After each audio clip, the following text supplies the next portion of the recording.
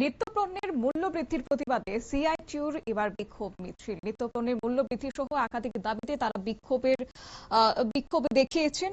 দিনমজুর ইউনিয়নের উদ্যোগে আয়োজিত এই মিছিলে অংশ নিয়েছে শ্রমিক সংগঠনের সদস্য ও সমর্থকেরা।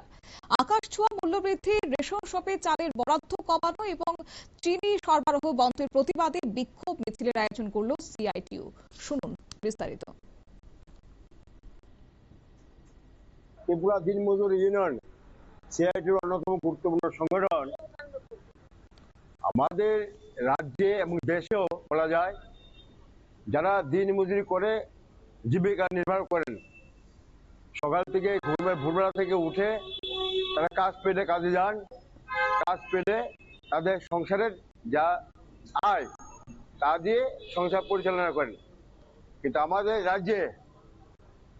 রাজ্যে এই সময় গোটা দেশে হচ্ছে, আমাদের রাজ্যে হচ্ছে মারাত্মকভাবে এই অংশের যারা শ্রমিক তাদের কাজ হারাচ্ছে। তারা দিনমজুর যারা তাদের কাজ হারাচ্ছে, কাজ নেই, রেগার কাজ। বামফ্রন্ট সময়কালে 96 দিন 94 দিন কাজ হতো, এখন 32-34 দিনের বেশি কাজ হয় না। কাজের মজুরি যে কদিন কাজ হয় মজুরি শ্রমিকরা পায় না। কাজ যারা করে না এরা মজুরি নিয়ে যায় 100 দিনের হাজিরা। আমাদের দাবি হচ্ছে, দিনমজুর ইউনিয়ন বলছে, সিআইটিইউ বলছে যে 200 দিনের কাজ দাও আর হাজিরা দৈনিক 700 টাকা করো। এটা আমাদের দাবি। আজকে দাবির মধ্যে আছে রেশনিং ব্যবস্থা। চূড়ান্ত খারাপ অবস্থা রেশনিং ব্যবস্থা আমাদের রাজ্যে। চাল পাওয়া যায় না ঠিক করে, ডাল পাওয়া যায় না, জিনিসপত্র পাওয়া যায় না।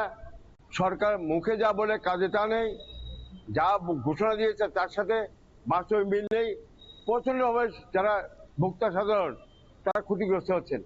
তাই আমাদের দাবি হচ্ছে, যে সমস্ত জিনিসগুলি রেশনিং মাধ্যমে দেওয়া হয় সেই জিনিস যাতে অবিলম্বে সমস্ত ভোক্তাদের দেওয়া হয় এবং প্রতি সপ্তাহের মাল প্রতি সপ্তাহ পায়, বঞ্চিত যাতে না হয়।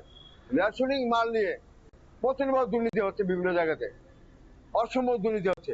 ভোক্তা পায় না, রেশন কার্ডে ঘুরছে, রেশন শপে গিয়ে কার্ড দিয়ে, কিন্তু দেখা যায় মাল বেরিয়ে যায়। অর্থাৎ এই যে ব্যবস্থাগুলি, এইগুলি বিরুদ্ধে দাবি তোলা হয়েছে, এগুলি বন্ধ করা এবং সমস্ত রেশন সামগ্রী যাতে ভোক্তারা পায়, কার্ড হোল্ডার যারা তারা পায়, সেই ব্যবস্থা নিশ্চিত। বাম শ্রমিক নেতা তপন দাসের বক্তব্য আপনারা শুনলেন এবং বিক্ষোভকারীদের দাবি হচ্ছে যে নিত্য প্রয়োজনীয় সামগ্রীর দাম নিয়ন্ত্রণে কার্যকরী পদক্ষেপ নিতে হবে। পাশাপাশি চালের যে রেশনে বরাদ্দ কমানো হয়েছে তা বন্ধ করে পর্যাপ্ত পরিমাণে খাদ্যশস্য সরবরাহ করতে হবে। এদিন বিক্ষোভকারীরা বিভিন্ন দাবি দাওয়া তুলে ধরে কেন্দ্র এবং রাজ্য সরকারের বিরুদ্ধে সরব হয়েছে। সাধারণ মানুষের স্বার্থ রক্ষায় আগামী দিনের সমস্যাগুলি অবিলম্বে সমাধান করতে হবে বলে দাবি জানান তারা। নিয়ে নিচ্ছে ছোট্ট একটি বিজ্ঞাপন বিরতি, সঙ্গে থাকুন।